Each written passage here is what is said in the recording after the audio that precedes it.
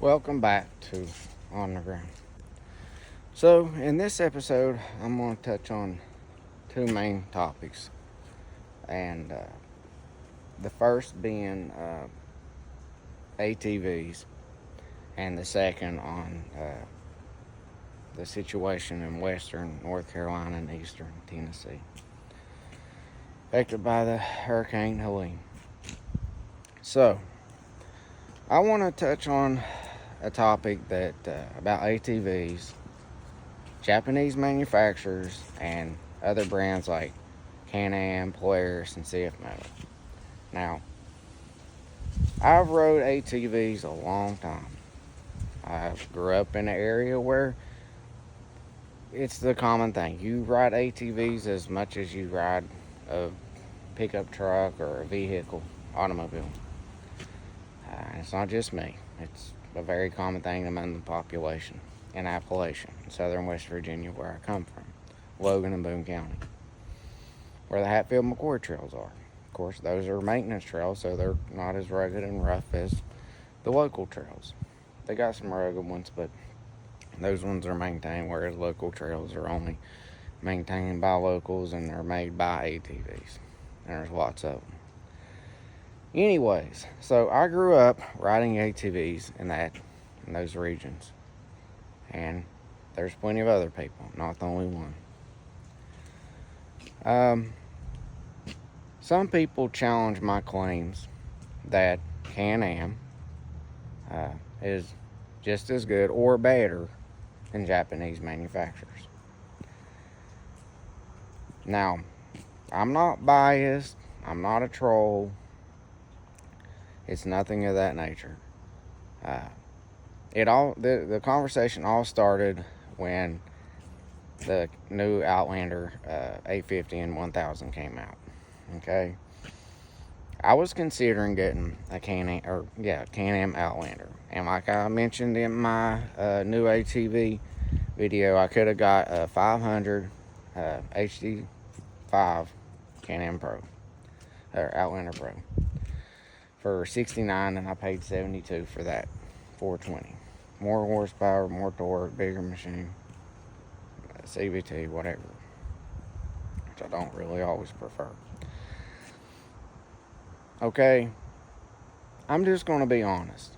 Those machines are not built as a whole to the quality standards of Japanese manufacturers. They're just not. It's just not their way. It's not their marketing strategy. It's not the way they do things. They do not have a long track record of reliability. They have a long track record of having a lot of issues. Okay? I know what is reliable. I know what is durable. Okay? Reliability means anytime you go to start it repeatedly, it'll start and you won't have issues. That means you can go from point A to point B to point C, back to point B, back to point A, whatever, reliably, without issues, without complications, mechanically, etc., electrical, etc. Can-Am does not have that type of reliability track record. They don't. It's very common for riders who may do it recreational, weekenders. We rode regularly, daily, weekly, for years and years, okay? We know where these brands stand, okay? They've not made any significant improvements to their build quality, okay? And it does take time, okay? So, I gave the new Can-Am Outlanders a year, and I did my research. No, I have not owned a Can-Am, but that is not really relevant. That does not matter, okay? Because other people have owned them, and other people have had issues with them. And, some things are reoccurring. CVTs. The CVT, the P-Drive system, has been out for some time, which is on the new Can-Ams, on the Ski-Doo models. More miles have been put, more hours have been put on those CVTs. They are designed the same. They have issues. Okay. Now the CVT in the Can-Ams is not of the same quality that the Yamaha CVTs are built to. The Kawasaki's are built pretty well too, the CVTs. Can-Am and Polaris are not as good as they are. It's that simple. They're not built to the same reliability and durability. Durability means how much abuse it can handle and take regularly. They cannot handle it. Okay? They are not built for it. They are, in my opinion, in my words, are short-term machines. They will not hold up to regular use, harsh use over time like Japanese manufacturers. Does that mean Honda's perfect? No, I didn't say it was. But if you're a farmer, if you're a rancher, if you need a machine to get out into the backcountry, back and forth regularly, you want Honda or Yamaha as opposed to Polaris or Can-Am. The probability, which means the chance of it not working or something going wrong, is way higher with Can-Am or Polaris than with the Japanese manufacturer. Okay? GNCC Racing does not apply here. Okay? When you have riders that have Can-Am side-by-side machines and Polaris, when they go in groups, it's very common when they go out riding, someone among them will have issues. Okay? A number of things go wrong. This is known to happen. This is common. Okay? I'm just being honest. They are not built to the same reliability and durability and quality that Japanese manufacturers are made. I've emphasized that the Rotax engine is not a bad engine. But that's not the only thing you're buying when you're buying a utility ATV.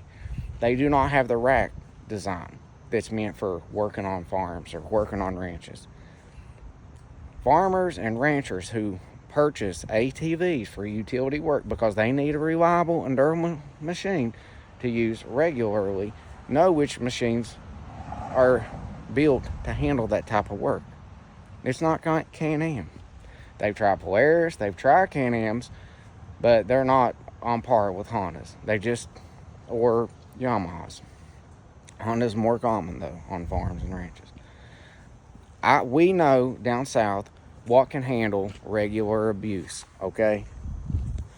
And that rugged terrain. It is not Can-Am and it is not Polaris. You will have a lot of issues, and a person who goes way out into the middle of the country solo knows, hey, I can't rely on Polaris. It has a tendency to have problems. And I have had problems when I had Polaris. And I'm not the only one. Okay? Can-Am is basically the same. They don't have the exact same issues, but as far as quality goes, it's not there. Okay? If you baby it, if you ride it, if you try to take care of it, it should do okay. Okay? But if you're talking about something that can handle a lot of abuse, it's not Can-Am. Okay? It just isn't. It's not sensible to argue otherwise. Are they okay? Okay. But I've seen too many issues that other people have had. And I have enough experience with ATVs to know I don't want that problem. Okay? 30 years is a long time. Okay? And in the environment in which I rode, and the type of terrain I rode in, I mean, I'm not boasting. I'm telling you from experience. It's not built the same. They're not built the same. You can't see that. There's a lot of time. That's years and years of observation, experience, observation and watching other people with experience. GNCC Racing is not relevant because a utility ATV is not a racing machine. The Japanese manufacturers do not make 850s and 1000 high performance engines. They build reliable engines. They build durable engines. The closest would be the Kawasaki Brute Force 750. I had one of those, okay? Solid machine, CVT. Gas guzzler, but That was when it was a carbureted version as opposed to EFI, which I don't know that it changed much, but nevertheless. Solid machine. And, you know, they're just not built the same. They have a number of issues, okay? Electrical issues, computer ECU issues, CVT issues, build quality issues. I mean, engine mounts should not be breaking. You should not have to go and buy an additional part to replace the OEM part, okay? Quality control issues, okay? I worked in manufacturing at a part supplier for GM, Chrysler, and Ford for brand new vehicles on the assembly lines. I did inspections, quality control. What was it called? Several years ago. But I'm familiar with the process, okay? Not every manufacturer places as strong of an emphasis on quality control. Sometimes they're trying to push out as many parts as possible. They want it done fast. They don't give inspectors enough time to do a thorough inspection. And, you know, they send a lot of bad parts out. It happens. It's not the inspector's fault. But they have a lot of issues. It depends on the factory itself, in the manufacturing process, and assembly process, and, you know, they do not. Can-Am has sent machines that were not properly fastened and sealed, even with wrong parts, to dealers. It is not. The dealer may look it over, but the dealer is not going to check every little bolt and every little hose clamp and to make sure every little hose is it's the right hose. You know, they may do a general routine inspection, check the fluids, make sure it runs, the brakes, something of that nature. Okay, they do not put the whole machine together. It's already pretty much put together, except for maybe the front brush guard, the rear brush guard. It's a side-by-side, the roll cage, a few pieces of plastic panel, and that's basically it. There's plenty of videos on YouTube they'll show you. Similar with Honda, Yamaha, etc. Okay. They are built in, Can-Am is built in Mexico. Okay. It's a different country. They do not have the same standards. They're not regulated the same. Okay. Can-Am chose to have them built there because they wanted lower labor costs. Okay. That's the honest truth of it. Anyways, so, you know, Can-Ams, they're okay. I'm not bashing on Can-Am, but when it comes to build quality, they are not equal with Honda, Yamaha. Okay? They're not. They're just not. And it's dishonest. One's lying to themselves to say that they are. Okay? The Rotax engine's okay. Okay? I've seen them taken apart. I know. I still don't believe they're as built as well as Honda or Yamaha, but they're okay. Okay? That's not the issue. But all this other stuff that surrounds the engine, the frame, the chassis, the transmission, the electronic aspects of it, you know, that all matters to me. Okay? I need something that's going to handle the kind of use that I plan to use it. And I don't even abuse my machines. But Can-Am and Polaris, they are not on the same page. They are not on the same level of quality. They just aren't. Now, if we were talking about performance, yeah, Can-Am and Polaris, they got more horsepower, they got more torque, they'll run. But they'll have issues. You know, so that much being said, they're just not on the same page. People want to dispute it, but you can dispute it, but Can-Am has not proven themselves. They have a marketing strategy. They have these big presentations. Honda, Yamaha don't do this, okay? They don't. They don't need to. They know their machines will speak for themselves, and they do. But, you know, I have proof. I have videos giving examples of where I come from, the terrain and the trails. I grew up riding in them hills, okay? I know.